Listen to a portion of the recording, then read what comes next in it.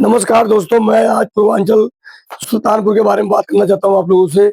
एक महिला मैंने देखा कि अपने पति के लाश के साथ बिलख-बिलख के रोते हुए ऐसे रो रही थी कि कोई उस पे शक नहीं कर सकता।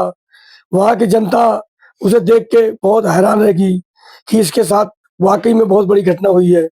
मगर उसे जब देखा गया, वहाँ के प्रशासन, पुलिस सबने तो हैरत खा गए, जो कि वहाँ के मीडिया भी हैरत खा गई देख के कि भई इस औरत के साथ वाक़ई में बहुत गलत हुआ है। इसके पति का मर्डर हुआ है। इसके पति के साथ ऐसा नहीं होना चाहिए था। मगर दोस्तों, जब हकीकत निकला तो पत्नी ही कातिल थी। आजकल के पत्नी या औरतें ऐसी हैं, अपने स्वार्थ के लिए अपने पति के मर्डर कर देती हैं।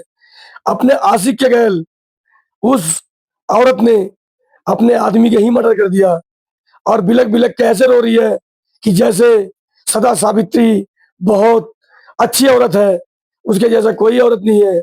ये दिखावटी है मेरे दोस्त, कभी जो दिखता है वो होता नहीं है, जो दिखता नहीं है वो बहुत कुछ होता है। ऐसी औरतें जो दिखावटी करती हैं, वो बहुत बड़ी कातिल होती हैं। ऐसे औरतों से सब भाई, जितने भी भाई हैं मेरे यूपी, बिहार या अपने देश के, सावधानी बरतें। आजकल तकरीबन ऐसा हो रहा है, औरतें, आपने देखा होगा कि नई-नई शादियाँ हुई हैं, उसमें भी ऐसी घटनाएँ आपको मिली हैं।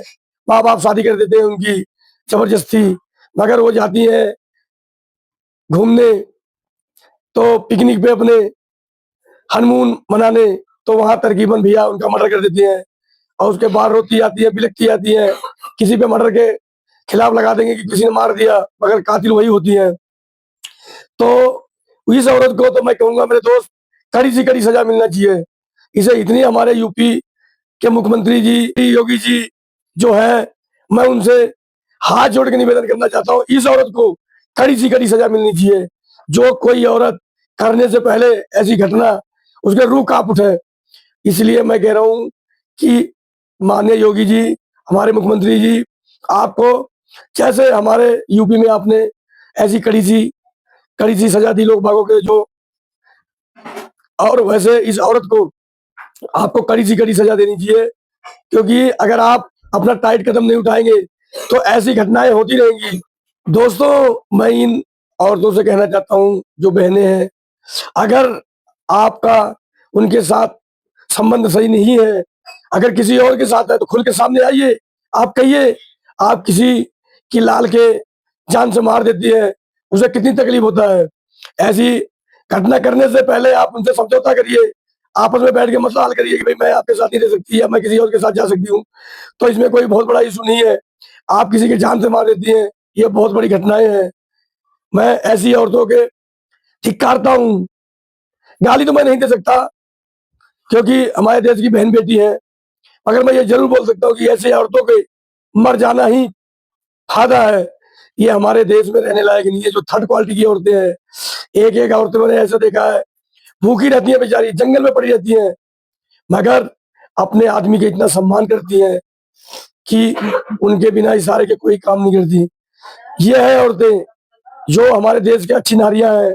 और ये तो ऐसी औरतें हैं, ये आज यहाँ किसी पति के साथ, कल यहाँ किसी पति के साथ, ये तो एक स्वार्थी हैं, पैसे के लोभी हैं। इन्हें किसी पर फैमिली से मैटर नहीं है, किसी परिवार से कोई मैटर नहीं है, इन्हें सिर्फ़ अपने स्वार्थ से मैटर है।